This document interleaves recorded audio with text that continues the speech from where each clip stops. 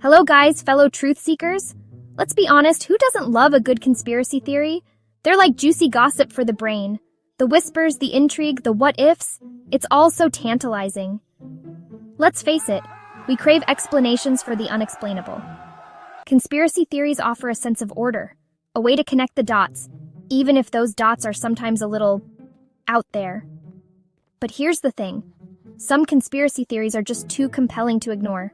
They make you stop and think, wait a minute, what if they're right? These aren't your run-of-the-mill tinfoil hat-wearing theories. These are the theories we're diving into today, folks. But before we proceed, kindly subscribe to this channel, watch till the end, like, share, and comment on this video. Now, before you dismiss me as just another conspiracy nut, let's remember that history is full of crazy theories that turned out to be true. Remember when the government denied the existence of Area 51? Turns out, they were hiding something after all. Or how about the Watergate scandal? What started as a break-in spiraled into a full-blown political earthquake. These weren't just wild accusations, they were conspiracies that were proven true. It reminds us that sometimes the truth really is stranger than fiction. Alright, let's kick things off with a conspiracy theory that's so wild, it sounds like something straight out of a spy movie. I'm talking about the CIA's Project MK Ultra. This was the real deal, folks. We're talking mind control, brainwashing, the whole shebang. The CIA was secretly experimenting on unsuspecting citizens, trying to find ways to control their minds. I know it sounds too crazy to be true, right? But here's the kicker. It actually happened. The government finally admitted to it in the 1970s. Project MK Ultra proved that governments are capable of keeping some pretty dark secrets. Speaking of mind control, let's talk about another theory that sent chills down everyone's spines. The assassination of President John F. Kennedy. Was Lee Harvey Oswald really a lone wolf gunman? Or was there something more sinister at play? The official story has been questioned and debated for decades. Some people believe Oswald was part of a larger conspiracy, possibly involving the Mafia, the CIA, or even weirdly the Soviets. Others point to inconsistencies in the evidence, like the famous magic bullet theory, as proof that something just doesn't add up. The assassination of JFK remains one of the most controversial events in American history. The sheer number of unanswered questions keeps the conspiracy theories alive and well. Alright, let's shift gears a bit and talk about a conspiracy theory that hits closer to home: the dangers of smoking. The tobacco industry spent decades trying to convince us otherwise. They ran massive advertising campaigns, often featuring doctors and other authority figures, touting the supposed health benefits of cigarettes. They even funded their own research to downplay the link between smoking and cancer. They knew how addictive and harmful their product was, but they chose profit over people. The truth eventually came out, thanks to whistleblowers and courageous journalists, but the damage was already done. Millions of people suffered and died because of Big Tobacco's lies. Okay, truth detectives, let's dive headfirst into a topic that's sure to ruffle some feathers: vaccines. Specifically, the flu shot. Every year, like clockwork, we're told to roll up our sleeves and get our annual flu shot. It's touted as our best defense against the dreaded flu season. But what if I told you that the effectiveness of the flu shot varies wildly from year to year, and that some years it's barely effective at all?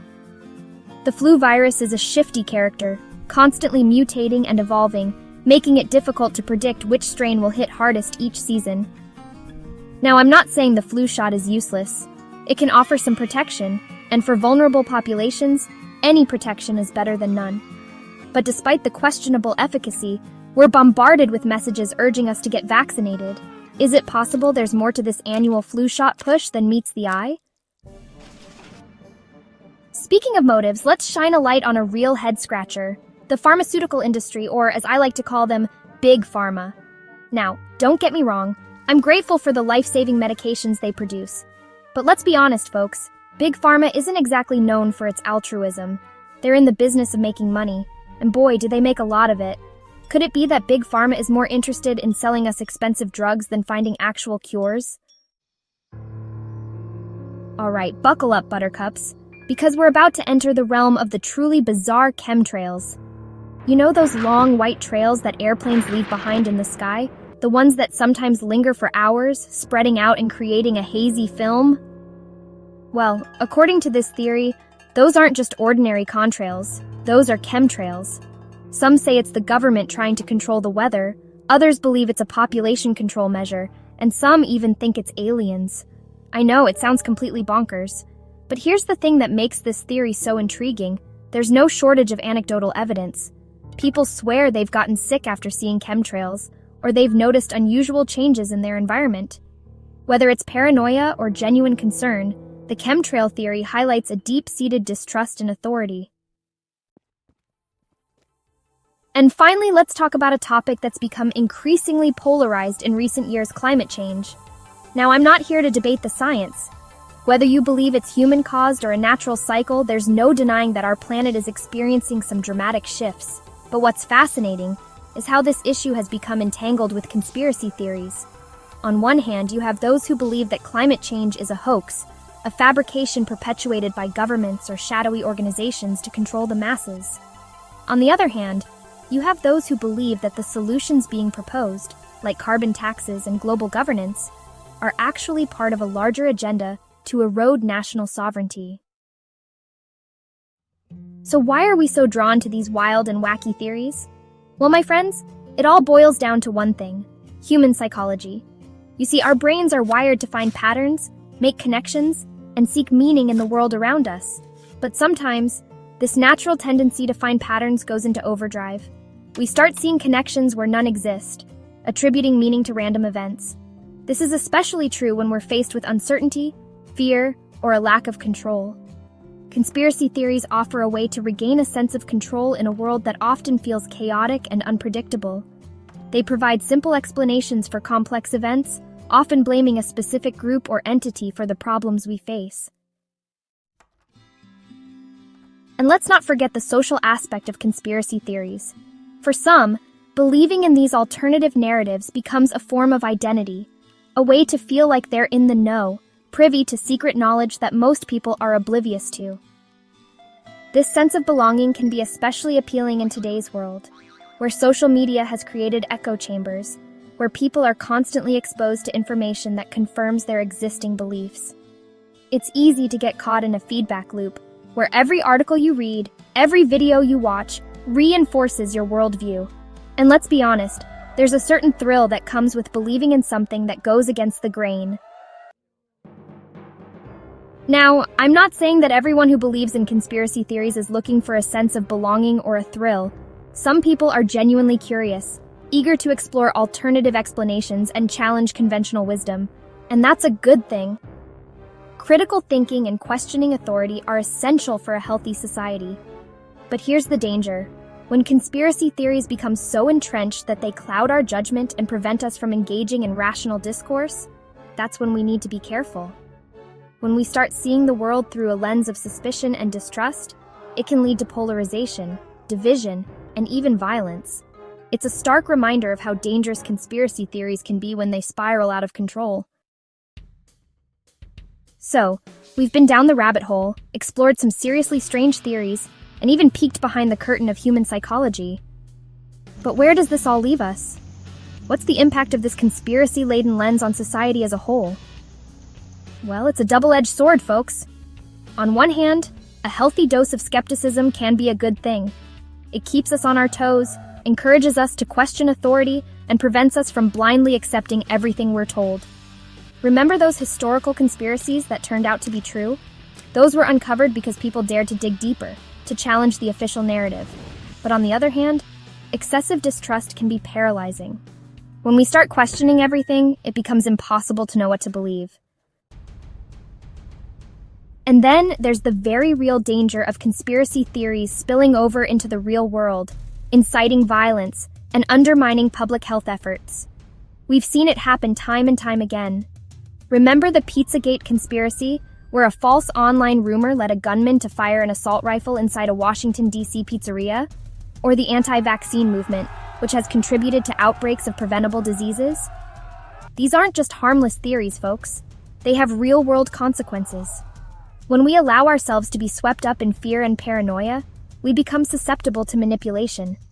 We lose sight of critical thinking, of logic and reason.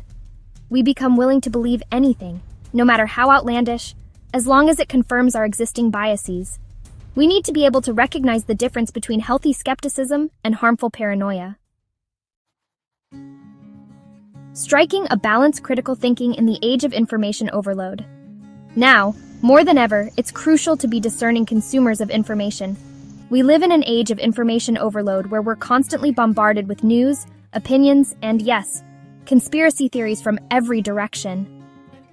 It's easy to feel overwhelmed, to retreat into our echo chambers, to surround ourselves with information that confirms what we already believe. But that's not how we create a more informed, more empathetic, more connected world. We need to be willing to engage with different perspectives, even if they make us uncomfortable. We need to be able to have respectful conversations, to listen to each other, and to be open to the possibility that we might be wrong. So how do we strike that balance? How do we cultivate critical thinking in the age of information overload? Well, it starts with being aware of our own biases. We all have them, whether we realize it or not. Once we acknowledge our biases, we can start to question them, to challenge them, and to be more open to information that contradicts our worldview. Navigating the labyrinth of information. Next, we need to be critical of our sources. Just because something is shared on social media, or printed in a newspaper, or even uttered by someone in a position of authority, doesn't mean it's true. We need to develop our own BS detectors, folks. Look for credible sources, cross-reference information, and be wary of anything that seems too good to be true or too outrageous to believe. And finally, we need to be willing to have those uncomfortable conversations, to engage with people who hold different beliefs than our own. Now, I'm not saying we need to engage with every conspiracy theorist who comes along. Some people are so entrenched in their beliefs that there's no point in even trying. But we should be open to having respectful dialogues with those who are willing to listen, to share evidence, and to engage in good faith. Because at the end of the day, folks, we're all in this together. We all want to make sense of the world around us. We all want to feel safe, secure, and in control. And while conspiracy theories might offer a tempting escape from the complexities of reality, it's through critical thinking, open dialogue, and a willingness to embrace nuance that we'll find real solutions, real connections, and a shared understanding of the world we inhabit. So, my fellow truth seekers, where do we go from here? How do we navigate this world of whispers, shadows, and half-truths? Well, I'll tell you what I've learned after years of diving down these rabbit holes. The most compelling conspiracy, the one that truly makes you question everything, is the one we create within ourselves. We build walls of belief, construct narratives that comfort us, and cling to explanations that make sense of the chaos. But here's the thing. Certainty can be a dangerous drug. It can blind us to other perspectives, to the possibility that we might be wrong, to the beauty of simply not knowing. So, my advice to you, dear theorists, is this. Keep questioning, keep exploring, but don't let suspicion consume you. Don't let the pursuit of hidden truths rob you of the joy of living in the moment.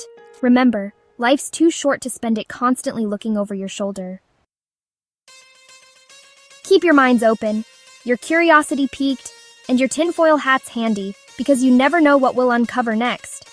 And hey, if you enjoyed this wild ride through the world of conspiracy theories, do me a favor and hit that subscribe button. We'll be diving into all sorts of juicy topics, from the mysteries of the universe, the global health, to the secrets of the human heart. So buckle up, guys, because it's going to be one heck of a ride. And remember, the truth is out there. Or is it? Until next time, stay curious, stay skeptical, and most importantly, stay free. See you on the next video.